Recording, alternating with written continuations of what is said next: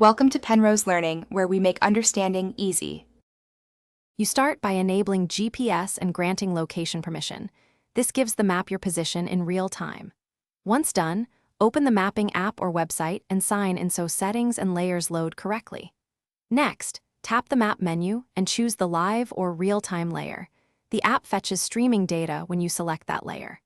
This first action ensures the feed will update continuously, so you see moving markers and current traffic or vehicle positions as they publish.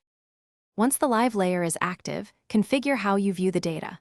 You should set a refresh rate, 1 second for near real time, 5 or 30 seconds to save bandwidth, because faster updates show movement more smoothly but use more data.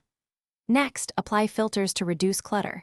Choose vehicle type, speed range, or a geographic region so you focus on relevant targets.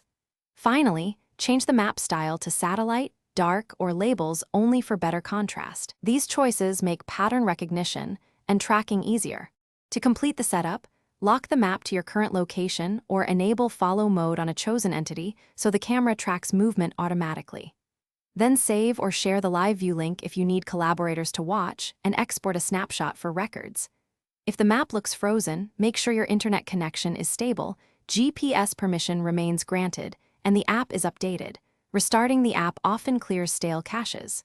If problems persist, toggle the live layer off and on to force a fresh data pull. Thanks for watching. If this was helpful, leave a like and consider subscribing. See you next time.